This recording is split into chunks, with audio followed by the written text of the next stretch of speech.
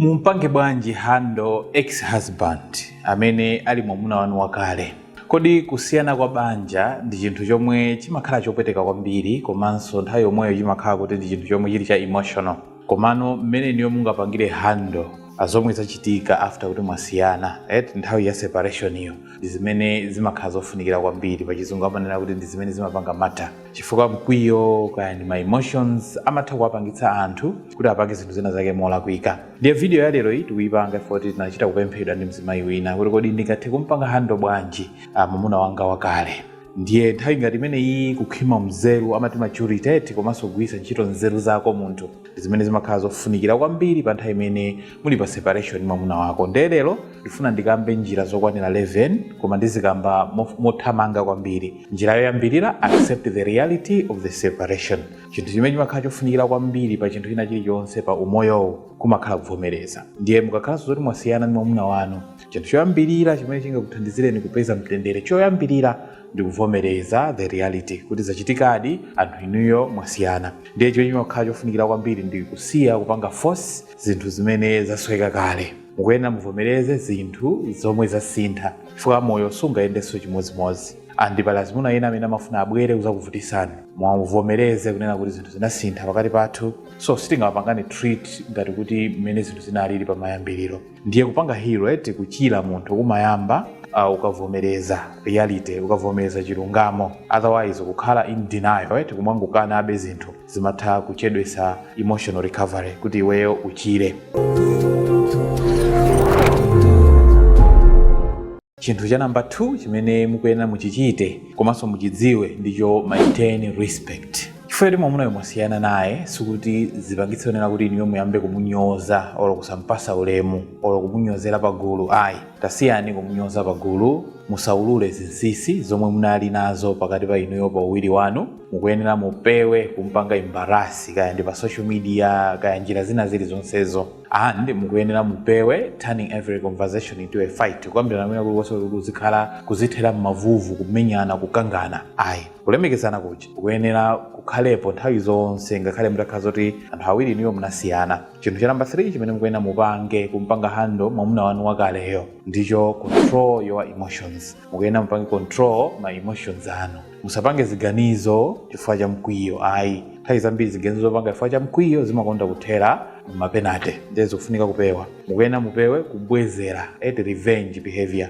Azimayi ena amene kuti ndinasiyana naye ndiye ndipanga zina zake zoti azamve kupweteka yeuja. Ayi, katima kufuna kupanga revenge takasiyeni. Tasiyani kugwiritsa ntchito ana kumpanga punish mwamunayo. Pali ena nthawi ya separation ana akoso sunga aonenso mwakuti so mugwiritsa ntchito ana pa zinthu zanu za awiri, and in the process mapezeka kuti mukuzunzitsa ana amene nkhani zanu sizikuwakhuza. Ayi, so musalolere ma emotions anu kuti apange control ma actions inuyo. Chifukwa chimene mukuyenera mudziwe kupanga inuyo control ma emotions zimathandizira kuteteza mtendere wanu, chinthu chomwe chili chofunikira kwambiri pa nthawi ngati imeneyi. Chinthu cha number 4, keep healthy boundaries. Ichi ndiye ndi chinthu chofunikira kwambiri. Mukuyenera muike malire pakati pa inu ndi mwamuna wanu wakaleyo, ex-husband iyo. So mukuyenera mupange limit ma necessary communication. Musamangoyankhulana zosadziwika bwino. Tingoyerekeza kuti inuyo mupanga move on mwampeza mwamuna wina. Mukuyenera muike limit pakati pa inuyo ndi ex anuwo, chifukwa ngati simusamala zitha kusokonezanso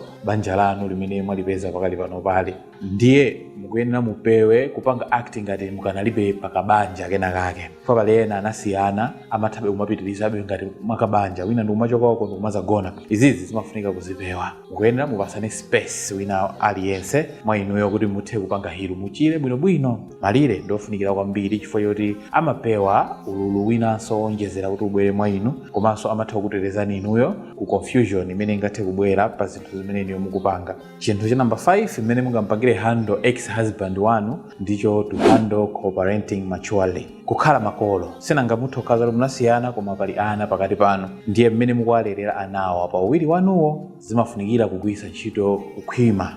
Zimafunika mukhale okhwima m'maganizo ndi muzochita. Chifukwa ngati anawo akukhuzidwa pa zimenezi, mukuyenera mupange prioritize well-being ya anawo asakhuzidwe kwenikweni chifukwa cha actions amene niyo munapanga. Mukuyenera mukhale olumikizana pakati pa winayo ndi inuyo ngati nonsenu mukupitiriza kupanga co-parent kulerera ana limodzi after separation, mukuyenera muzilumikizana molemekezana pa nkhani zokhuzana ndi ana. Mukuyenera musapanga 10 anawo kuti aukire bambo awo. Chifukwa azimayi ambiri nthawi ngati izizi amakocha ana zoyenera kuchita amecha ndoyipa. Mukuyenera mwaukire ana ena amapezeka akamenya bambo awo ndi zina zambiri. So mukufunika inu mupange zimene zizi. So musayuze ana acho kukhanga kuti ndi zida zomenyerana nkhondo pakati pano, chifukwa ana sakuyenera kuti avutike chifukwa cha inuyo anthu akuluakulu amene mwasiyana. Chinthu cha namba 6 chimene mukuyenera muchite pomupanga handle ex-husband mwamuna wanu wakale ndicho avoid bad mouthing to everyone. Mukuyenera mupewe ndithu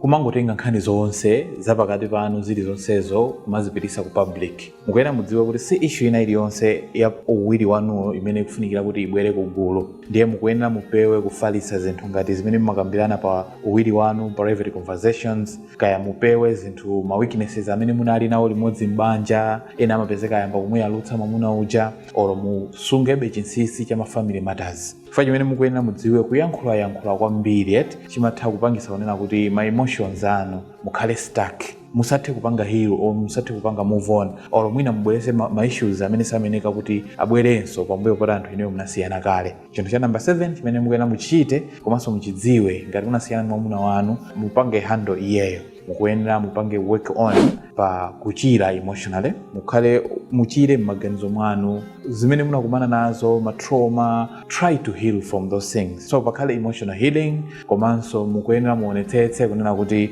mwakula mu moyo wanu wauzimu, komanso mukhale ndi mental peace, maganizo amu mtima, komanso pakhale personal development. Pa nthawi imene mwasiyana ndi winayo musabwerere kutayirira moyo wanu, komano muonesenso nena kuti mukutha kutukuka kuzitukula nokha pa zinthu zina. Chifukwa separation si cholinga chonena kuti impange destroy munthu yayi. So separation ija si kuti iononge tsogolo lanu ayi. Ululu should not stop your growth. Ululu umene inu munakumana nawo or umene mukumana nawo after mwasiyana naye mwamunayo usapewetse kukula kwa inuyo ngati munthu. Chinthu cha number 8 chomwe chofunikiranso kwambiri, you have to learn from the experience. Munthu wina aliyense akadusa mnyengo zosakhala bwino olo zowawa, zimafunikira kuphunzirepo ziwiri zitatu pa zimene wadutsazo. Ndiye ukuyenera uzifunse wekha kuti kodi ndaphunzirapo china chake pakusiyana kwanga kwa banja ndi mwamuna uja, kapena uzifunsenso nena kuti nangano ndi ma mistakes anji amene ndikuyenera ndi apewe mtsogolo muno, komanso ndi ma areas anji amene ineyo ngati munthu ndikuyenera ndipange improve.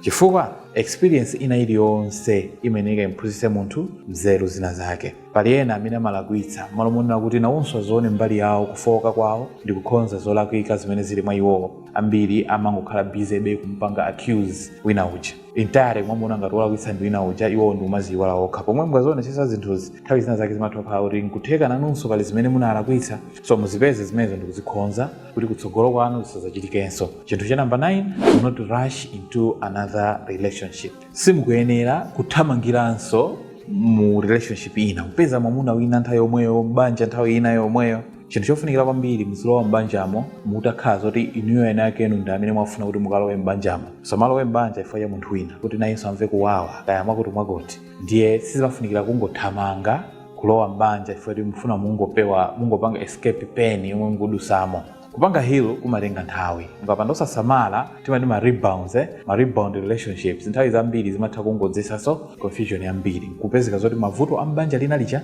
mwatengeranso mbanja mwina. So zipaseni nokha nthawi yoti muchire maganizo mwanu, mupange recover emotionally. Chinthu cha number 10, if reconciliation is possible, handle it wisely. Ngatino pali mwayi onena kuti mwina mutha kubwerera nanso ndi mwamuna uja, pakufunika kusamalitsa kubwererana kwanu kumabwereranidwe anu mukuyenera musamalise ndithu. Chifukwa nthawi zina separation ijayo zimatha kukhala temporary, komano ngati anthu inuyo nonse mukufuna mtendere komanso mukufuna kusintha, ndiye kuti mukuyenera mukambirane moona mtima komanso muuzana choona. Mukuyenera mupange address mavuto enieni. Chinakupangisani kuti musiyane ndi chani, mukuyenera muchidziwe chimenechi komanso muchipange handle bwinobwino kuti vuto limeneli mukhale njokayo mwayidula kumoto. Komanso musanabwererane ngati pali need imeneyo, mukuyenera mupeze anthu ena ake oti akulangizeni. So mukuyenera mudziwe nena kuti kubwererananso mbanja nthawi zambiri kukuyenera kuchitike chifukwa cha kukhwima munzeru kwa inuyo, osati chifukwa choti munayamba kufira lonely. Foundation imene ikhala yofoka kwambiri kuti mubwerere m'banja. Chinthu cha number 11 chomwe chili chomaliza,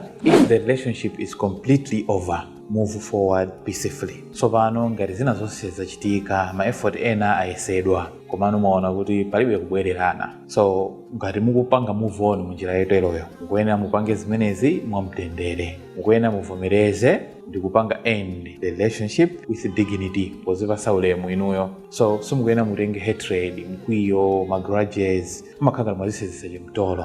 Mukuyenera muchitule chimtolo chimenecho, mukhale kuti mwazisiya izi mwapita uku muli mwa clean. Phunzirani kupanga move forward mwamtendere, komanso mukuyenera mudziwe kunena kuti mtendere nthawi zina umatha kukhala ofunikira kwambiri kusiyana ndi ndewu komanso ndi nkhanza. The video ya lero timalize kunena kuti mukakhala kuti mwasiyana ndi mwamuna wanu, mukuyenera mukhale anthube aulemu, ozisungira ulemu wanu, komanso mukhale munthu opanga control my emotions, komanso mukhale munthu opanga maintain my boundaries, kusunga malire, pakhale malire pakati pa inu ndi winayo, komanso focus yanu ikhale muchira bwanji eti ku separation imene healing. Mukuyenera muteteze ana ngati ana akukhunzidwa munkhani zimenezi, komanso mukuyenera muphunzire from the experience yomwe inu mwakumana nayo. Mukuyenera mudziwe kunena kuti kusiyana kuja kusakusandutseni inu kuti mukhale adani ayi. Kukhwima munzeru pambuyo pa separation ndi zimene zimaonesa true character ya munthu. Mmene iweyo wapangira move on ndi zimene zimakuonesera mmene iweyo ndi ulili, kuti kodi vuto linali iwe kapena silinali iwe. If you find this video helpful,